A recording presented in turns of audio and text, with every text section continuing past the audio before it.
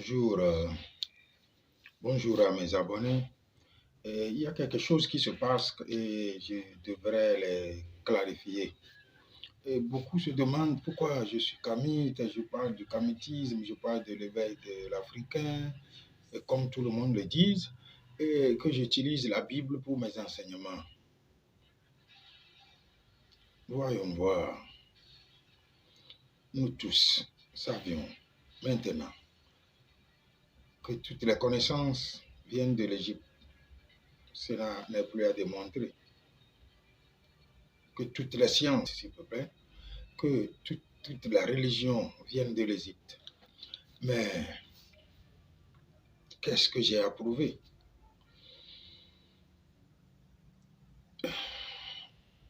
Voyons qu'est-ce que nos ancêtres égyptiens nous ont laissé comme héritage. Des pyramides, des hiéroglyphes, les écrits, tout ça là. Ce n'était pas des petits gens, hein? C'était des puissants, c'était des dieux. Et pour revenir sur le pas de nos ancêtres, nous devrions devenir des dieux, nous aussi. Nous devions devenir des hommes solaires que les Juifs appellent Israël. Vous voyez? Maintenant, prenons l'hiéroglyphe. Ce qui était gravé sur les murs, tout le monde pourrait le lire parce que l'Égypte antique était composée de plusieurs communautés. Mais nos scribes étaient tellement intelligents que si on écrit Dieu, par exemple, Atum, de quelle région que tu sois, tu peux le lire dans ta langue, dans ta propre langue. Voilà le mystère de l'Égypte. Et pour savoir ceci, je vous invite seulement à visiter le compte de monsieur, un compte YouTube qui se nomme, comment est-ce qu'on l'appelle, Como Sapiens, ou A Contrario, il y a deux, ils expliquent, ils interprètent l'hiéroglyphe dans nos langues africaines. Ça, c'est un fait. Maintenant, parlant des connaissances, il y avait les hiéroglyphes qui étaient gravés sur les murs, il y avait des démotiques qui étaient sur les papyrus. Là, il faut avoir une certaine connaissance pour pouvoir le lire, ce n'était pas tout le monde. Et il y a les cursives. Là encore, c'est parti trop loin. Je vous donne un exemple seulement. Imaginez que Einstein, tout ce qu'il nous dit, il a appris des Égyptiens. Il parle de l'énergie en disant E égale à M6. Et à partir de ce petit formule, qu'est-ce que les gens font? Ils fabriquent la bombe atomique pour détruire. Nos ancêtres étaient intelligents. On ne donnait pas la connaissance à tout le monde. On ne donnait pas la connaissance à tout le monde. Si ce petit formule de E est égal à M6 a donné naissance à une bombe atomique, imaginez si on nous laissait devenir des dieux, ou bien des démons d'ailleurs, des démons.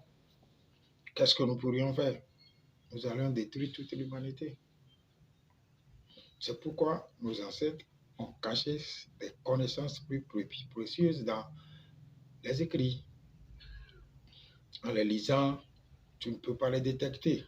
Mais dans une vidéo précédente sur YouTube, je vous ai parlé de Moïse, que c'était un prêtre dissident. Si je dis que Moïse est un prêtre dissident, c'est parce que peut-être il a fait quelque chose. Mais qu'est-ce que Moïse a fait? Moïse a repris les connaissances parce que c'était un grand prêtre et l'a transcrit dans l'hébreu. L'hébreu qui n'est que l'hiéroglyphe. Parce que les mots hébreux représentent également les mêmes choses comme l'hiéroglyphe. Donc, il a transcrit ses connaissances en hébreu. Mais, dans l'hébreu, il a caché ce que les grands prêtres lui refusaient de diffuser. Et c'est ce que nous avions découvert. Je ne suis pas spécialiste de l'hiéroglyphe. C'est maintenant que j'essaie de revoir si vraiment ce que j'ai appris en hébreu, ce que j'ai appris dans la Bible, ça correspond. Et ça correspond. Tout le monde sait que la Bible était les enseignements de nos ancêtres. Je vous donne un exemple simple. Prenons par exemple Yeshua, que les Français, ou bien on a traduit par Jésus, ou Jesus, quelque chose comme ça. En hébreu, Yeshua, l'écriture de Yeshua, quand tu le vois, c'est le feu dans le nom de Dieu ou dans le nom de l'univers. Parce que quand on dit Jéhovah en hébreu, c'est Yod, He, Vav, He, c'est tout l'univers entier, c'est l'homme, l'univers, c'est tout ce qui existe quand on parle de Jéhovah. En hébreu, bien sûr, pas Jéhovah qu'on nous a traduit. Mais quand on dit Yeshua, nous voyons un feu qui est tout juste au milieu de ce nom. Voilà Yeshua. C'est le feu qui sauve. Et d'où vient le feu? Le feu vient du soleil. Et qui est Yeshua? C'est le sauveur. Le sauveur, c'était qui? C'est Osiris. Osiris, c'est Yeshua. Voilà comment Moïse a traduit. Mais quand en hébreu, vous voyez Yeshua, vous voyez l'univers qui est Jéhovah, et vous voyez le feu au milieu. Ça veut dire que ce feu est le feu. À partir de ce feu que nous serons sauvés. Voilà. Et maintenant, dans la Bible, on dit souvent que c'est Judas qui a trahi Jésus. Tout ça ne parle que de nous. Hein. Quand on parle de Jésus, ce n'est pas quelqu'un. Ce n'est pas quelqu'un quelque part où on va. Non, non, non, non, non, non. C'est nous. Nous sommes l'univers en miniature, le microcosme. Donc ce feu en nous, c'est ça qui devrait nous sauver. Voilà. Maintenant, on nous dit que Judas a trahi Jésus. En hébreu, comment s'écrit Judas? C'est Yehuda. C'est Yehuda. Et quand tu vois le nom de Yehuda en hébreu, il y a la porte qui est la lettre Delet au milieu de Jéhovah. Qu'est-ce que la porte? Sur un homme, où sont nos portes? Nos yeux, nos sensations, nos oreilles, nos bouches, tout ce qui nous met en contact avec l'extérieur, avec la nature. Ce sont les portes qui sont en nous.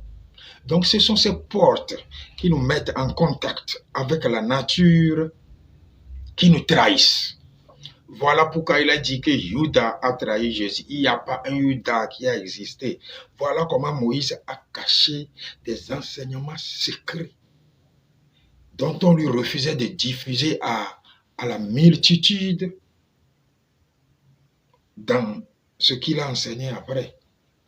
Mais qu'est-ce qui se passe? Pourquoi nous diffusons maintenant ces enseignements? Parce que nous sommes dans l'ère du vaisseau, l'ère de la vérité, l'ère de la libération, l'ère du vaisseau. Maintenant, tout le monde peut avoir accès à ça.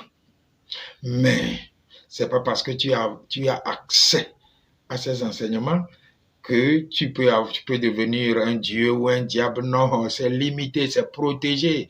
Dans l'Apocalypse, il est dit, c'est moi, c'est le feu du Christ qui dit ça.